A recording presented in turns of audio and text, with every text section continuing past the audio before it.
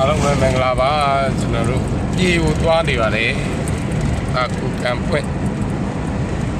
ပြေကိုသွားနေပါတယ်ကျွန်တော်နဲ့ကျွန်တော်ဇနီးမအေးသည်ခင်သစ္စာနောက်မှကျွန်တော်ရောက်ပါလေ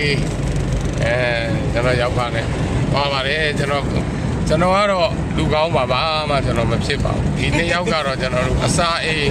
မှန်ပြောင်းကြည့်လာတဲ့လူတွေပါအစာအိမ်သမားတွေပေါ့ဗျာအစာအိမ်သမားတွေဆိုတော့စားတော့တွေကနော်စားအိမ်သမားတွေမှာတော့ဒီနေ့ရောက်တော့စားတယ်လူကျွန်တော်တခါမှမတွေ့ဘူးပေါ့ဗျာ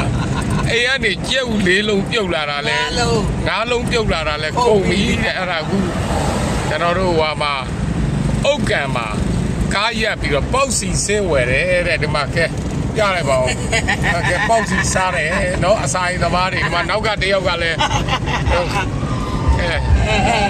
ဘယ်လိုလုပ်လဲတယောက်စလုံးမမြောင်းကြည့်လာတာအဲ့ဒါနှစ်ယောက်စလုံးကအစာအိမ်မမြောင်းကြည့်လာတဲ့လူတွေအစာအိမ်သမားတွေဟောဖြစ်ပါဖြစ်ရလေတနာပါလေဒါကမကြုံဘူးစားပိုးတွေက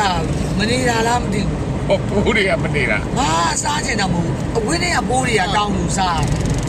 အမကိုကစားချင်လို့မဟုတ်အခောက်ပေါင်းနဲ့တော့သွားတယ်ဘယ်နှခါစားဘူးလို့အကိုကနေတိုင်းနဲ့ပိုးတွေကတောင်းနေတာအဲ့တော့မရဘူးစားလိုက်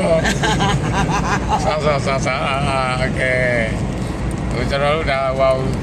လက်ဗရန်ဝင်มาတော့မယ်နော်โอเคပါ